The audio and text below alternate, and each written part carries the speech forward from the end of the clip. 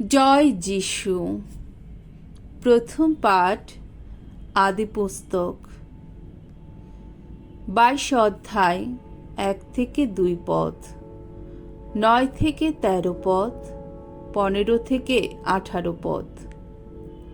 Abraham প্রাণপ্রিয় পুত্রকেও ভগবানের কাছে নিবেদন করতে অস্বীকার করেননি। ঈশ্বর একদিন আব্রাহামকে যাচাই করলেন। তিনি ডাকলেন, আব্রাহাম। আব্রাহাম উত্তর দিলেন, এই যে আমি। ঈশ্বর বললেন, তোমার পুত্র, তোমার একমাত্র পুত্র, সেই ইসাক, যাকে তুমি এত ভালোবাসো, তাকে সঙ্গে নিয়ে তুমি এখন মরিয়া দেশে যাও। সেখানকার যে পর্বতটি আমি তোমাকে দেখাবো, তার ওপরে তুমি ছেলেটিকে আহুতি দাও। ঈশ্বর আব্রাহামকে যেখানে যেতে বলেছিলেন, তারা সেই জায়গায় এসে উপস্থিত হলেন। সেখানে আব্রাহাম একটি যজ্ঞবেদী তৈরি করে তাতে কাঠ সাজিয়ে রাখলেন। তারপর তার পুত্র ইসাককে বেঁধে সেই বেদিতে কাঠের ওপর শুইয়ে দিলেন। তারপর হাত বাড়িয়ে তিনি নিজের পুত্রকে বলি দেবার জন্যে ছুরাটা তুলে নিলেন।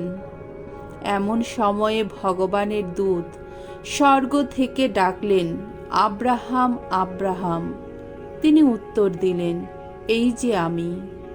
দূতটি বললেন, না, ছেলেটির গায়ে হাত দিও না, ওর কোনো ক্ষতি করো না, কেননা আমি এখন বুঝেছি তুমি সত্যি ঈশ্বর ভীরু মানুষ।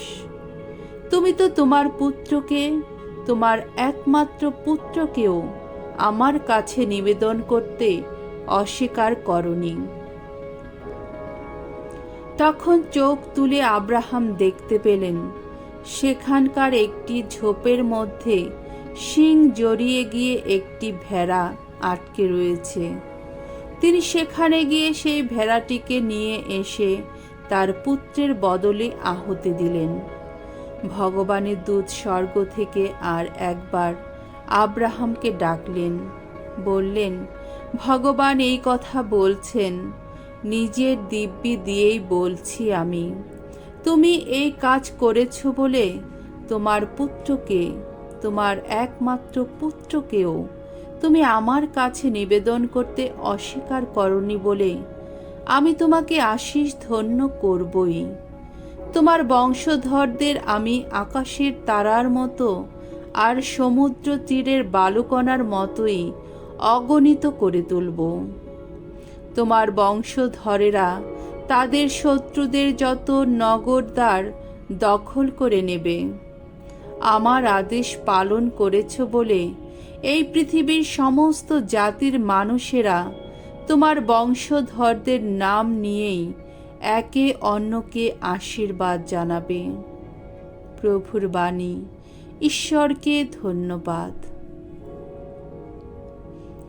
সাম সঙ্গীত 116 অধ্যায় 10 পদ, 15 থেকে 18 পদ।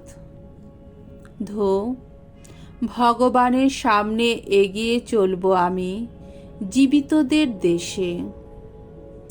সেদিন আমি বলেছিলাম, সীমাহীন দুঃখ আমার মনে, কিন্তু তখনও ভগবানে আস্থা ছিল।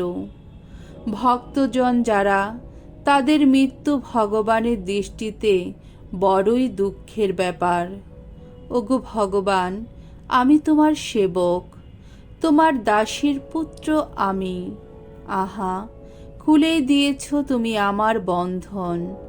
তোমার কাছে শ্রুতিযজ্ঞ নিবেদন করব আমি। ভগবানের নাম আমি করব স্মরণ। ভগবানের কাছে যা কিছু মানত করেছি আমি, তার সকল ভক্তের সামনে তা পূর্ণই করব। ভগবানের গৃহের প্রাঙ্গণে, হে জেরুসালেম, তোমারই ভূমিতে। দ্বিতীয় পাঠ রোমীয়দের কাছে প্রেরিত দূত পলের পত্র, 8 অধ্যায় 31 থেকে 34 পদ। ঈশ্বর নিজের পুত্রকে দুঃখ যন্ত্রণা ভোগ থেকে রেহাই দেননি। প্রিয়জনেরা, স্বয়ং ঈশ্বর আমাদের সপক্ষে থাকলে কে আমাদের বিপক্ষে দাঁড়াবে? যিনি নিজের পুত্রকে দুঃখ যন্ত্রণা ভোগ থেকে রেহাই দেননি, এমনকি আমাদের সকলের জন্যে তাকে মৃত্যুর হাতেই তুলে দিয়েছেন, তিনি কি তার সেই পুত্র দানের সঙ্গে অন্য সব কিছুই আমাদের দান করবেন না? ঈশ্বর যাদের মনোনীত করেছেন তাদের বিরুদ্ধে কে অভিযোগ আনবে? স্বয়ং ঈশ্বর তো মানুষের অন্তরে ধার্মিকতা ফিরিয়ে আনেন। তাহলে দণ্ডাদেশ দেবে কে? স্বয়ং খ্রিস্ট যিশু তো মৃত্যু বরণ করেছেন। শুধু তাই নয়, তিনি পুনরুত্থিত হয়েছেন এবং এখন ঈশ্বরের ডান পাশেই রয়েছেন আর আমাদের হয়ে আবেদনও জানাচ্ছেন। প্রভুর বাণী। ঈশ্বরকে ধন্যবাদ। বাণী বন্দনা। হে প্রভু যিশু, পরম পিতার শাশ্বত বাণী, ধন্য তুমি, ধন্য।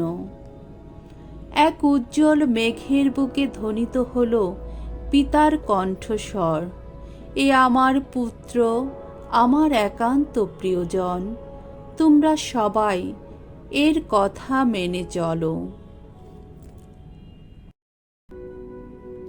মঙ্গল সমাচার। মার্ক রচিত মঙ্গল সমাচার, 9 অধ্যায়, 2 থেকে 10 পদ। প্রভু যিশুর দিব্য রূপান্তরের কাহিনী। যিশু একদিন পিতর, যাকব আর যোহনকে সঙ্গে নিয়ে একটি উঁচু পাহাড়ের ওপর এমন এক জায়গায় তাদের নিয়ে গেলেন, যেখানে নিরিবিলিতে তারা শুধুমাত্র তারাই থাকবেন। সেখানে তাদের সামনে তার চেহারা হঠাৎ কেমন রূপান্তরিত হয়ে গেল। তার পোশাক ঝলমল করে হয়ে উঠল শ্বেত শুভ্র। পৃথিবীতে কোনো রজক তা এত শুভ্র করতে পারত না। সেই সময় শিষ্যদের সামনে দেখা দিলেন এলিয় আর মোশি।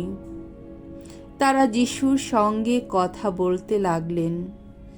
তখন পিতর যিশুকে বললেন, গুরু, ভালোই হয়েছে আমরা এখানে আছি।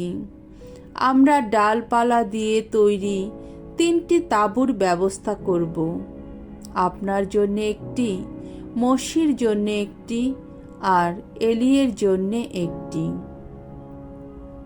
কি যে বলবেন তা তিনি ভেবে পাচ্ছিলেন না। তারা যে ভয়ে অভিভূত ছিলেন। তখন একটি মেঘ এসে তাদের ঢেকে ফেলল, আর সেই মেঘের ভেতর থেকে কার যেন কণ্ঠস্বর ধ্বনিত হল, এ আমার পুত্র, আমার একান্ত প্রিয়জন, তোমরা এর কথা শোনো।